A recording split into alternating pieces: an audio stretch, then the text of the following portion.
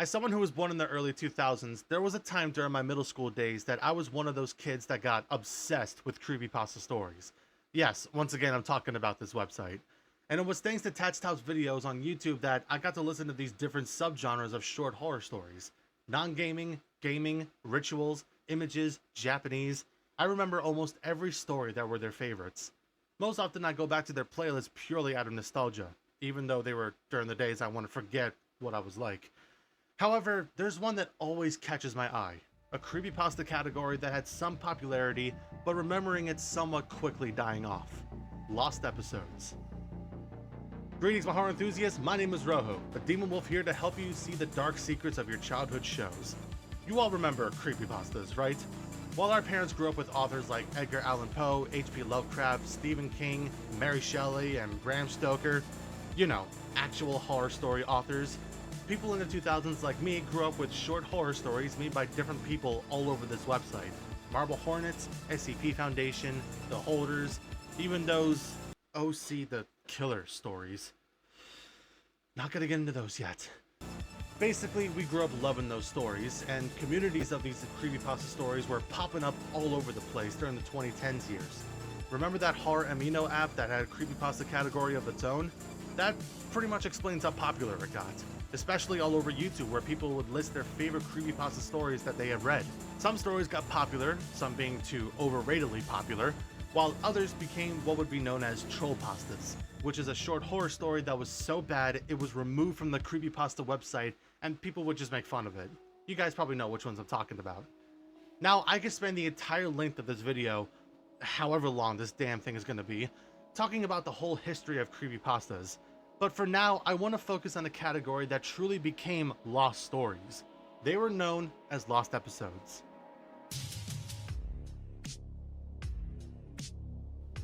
Now, a few of you might be wondering what even are lost episodes. Well, lost episodes is a category on the Creepypasta website and wiki that features lost digital and physical media that were rumored to be deleted and canceled episodes of shows due to the graphic and violent scenes. Or, to put it bluntly, take your favorite childhood shows and add blood and gore to it. There you go, lost episode creepypastas. It all started back in August 10th, 2010, when a creepypasta story was made known as suicidemouse.avi. This story is what many consider to be the first ever lost episode creepypastas. The story explains that there was an unreleased episode of one of the Mickey Mouse shorts made back in the 1930s. This one, as expected, was different as the animation was just a depressed Mickey walking down the street for about a few minutes, all while a madman was playing a piano in the background. Kinda like how I would play a piano. Afterwards, it cuts to black, followed by a murmur, which more and more sounded like a gurgled cry. That's what the story says. Then the show came back, Mickey's face was falling apart, and the audio was just a woman screaming. That's all, just screaming. Over time, the picture would get more and more distorted, and after about 8 minutes into the animation, everything stops and cuts to black, which then shows Mickey's face in the last 30 seconds, which is what's shown on every Disney film back then, but the music is what sounded like a broken music box. One of the staff members that viewed it came out of the room that played the animation and said, "Real suffering is not known," and then offed himself with one of the security guard's pistols. This was before analog horror was a thing, by the way. You could say that some people got inspiration from this category. But let me tell you, when that story came out, it became so popular that every other creepypasta user wanted to make a story that was like that. And there were a few good ones. Squidward Suicide, Dead Bart, Crybaby Lane, even The Dawn is Your Enemy. You know, the thing on Adult Swim that actually happened, as explained by my friend Immortus on our podcast. So basically, you know how people take turns in the control room for audio and stuff like that? Yeah. Someone cued the sign or something like that.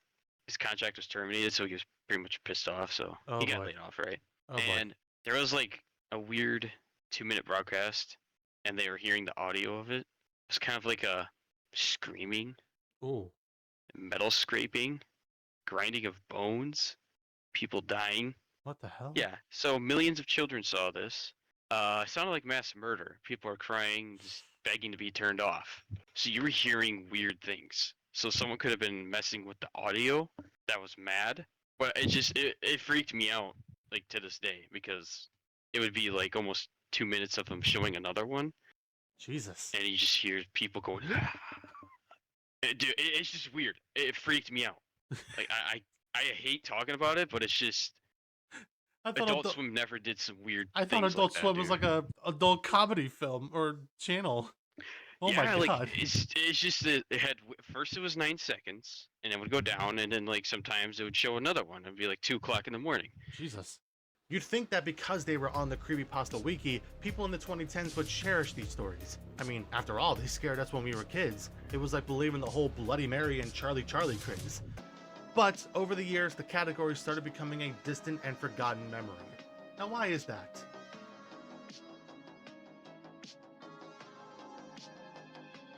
As of today, the wiki and the website no longer accept lost episode creepypasta stories, and there were a few good reasons why.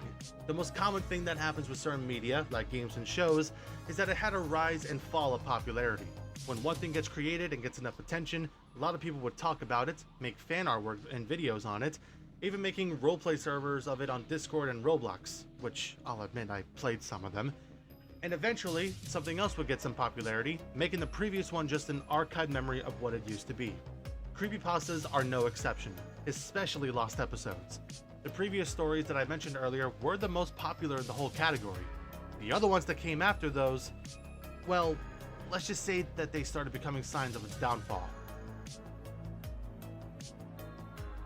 The biggest reason I can come up with was the huge amount of cliches that happened. Here's how I see it happening.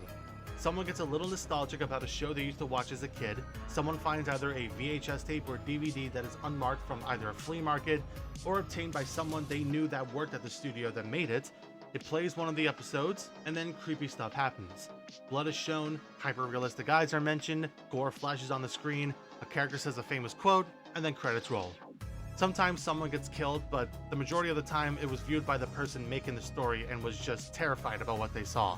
This reason alone was what made lost episodes literally become lost stories. It's the same problem with those O.C. the Killer stories that popped everywhere thanks to that Jeffrey kid. Let me give you some examples of those cliches I'm talking about. In Doug's real life, Doug is seen having schizophrenia as the scenes flash back from the world Doug sees to what the world actually looks like. Then at the end, Doug says, "I can't tell which one is real." In Ed, Edd and Eddy, lost episode, random stuff just happens with different characters. Eddie looked pissed off, Ed was crying like a baby, a claymation Double D was laying on Eddie's bed who then wakes up and starts screeching as he runs around the room. Jimmy and Sarah was at the dentist and Jimmy gets beaten up, losing his arms, legs, and teeth, and also losing a lot of blood that's dripping from his gums. Rolf fisting a cow for some reason. Oh no. Naz reading a magazine while Johnny crawls on all fours and swallows her head, then Double D shown again but this time laying on the floor. Yeah, it sounds pretty much like a normal Ed, Edd and Eddy episode. Stick Stickly, where a user talked about the first 6 episodes of a Stick Stickly website, each episode going from him making a few jokes, getting injured, playing hangman where a rope was tied around Stickly and would go higher until it reached his neck, which, not gonna lie, sounds like a lot of fun. Stickly almost quitting because he was, quote-unquote, being treated like a toothpick, and a child convincing him that everyone loved him. Stickly yelling and getting angry at whatever one of the children did that ended up being terrified, and then announcing that the viewers voted for Candle Co. Yeah, a lot of them had a bunch of crossovers. Three Stooges Dead Underheads, where people were viewing the episode of Moe, Larry, and Curly getting into shenanigans with each other, like they always do, until they ended up killing each other in front of the camera. Blood and body parts were everywhere, almost like a snuff film instead of a normal Three Stooges episode. Tom and Jerry lost episode, where the owner kept abusing Tom for sleeping by the basement door, Jerry not making things better until he helped Tom kill the owner, dragging their body to the basement where the other rotting corpses are, Tom saying, "Don't you believe it?" Jerry killing Tom, then Jerry puts up a for sale sign at the front door, planning to do it all over again. I think you guys can see the similarities between these stories. The worst one that I have read was the Seinfeld one. Yes, you heard me right. A Seinfeld lost episode. I don't know why. Let me tell you how it goes. Jerry walks into his apartment, stating all his friends and family were dying. George can form sentences for 5 minutes, which is honestly normal for him. Then they show 9/11 footage. That's right, 9/11 footage. Mind you, this was in the 90s. Kramer and Elaine were, surprise, surprise, in those towers. George says he can't do this anymore, then walks off stage. And then Jerry, for some reason, starts doing a ritual behind a bookcase in the poster of Barack Obama, again, the 90s, in the background. Then Jerry wakes up as if it was all a nightmare, Kramer and Jerry joke about them being lizards, and then the episode ends. This is basically a perfect example of what a troll pasta would be. I can't believe this story actually exists. So, now you see what exactly happened to these lost episode creepypastas and why there has never been a new one. What was once one of the pillars of creepypasta popularity has now been reduced into a forgotten memory. It didn't help with the fact that most of these stories were filled with many cliches and plot holes, and everyone wanted the majority of them to be on the Trollpasta wiki, surely because they were a sad excuse for a short horror story. But just hear me out for a second. Remember, these were the times that we saw these stories as children. We got scared of all of them, even if the older people did nothing but complain and criticize for the story not being scary, but being hilariously bad. Honestly, that's why I find myself coming back to these stories. Yes, they are terribly written and not scary at all. In fact, I find them to be funny, and that's actually a good thing. I guess the reason why some people still talk about them is the fact we find them entertaining, almost like a Saturday Night Live skit, but with the addition of blood and gore. In the end, I do hope these stories remain archived on the wiki so that if I ever need something to have a good laugh, it would be all these really bad, really cliched, lost episode creepypastas.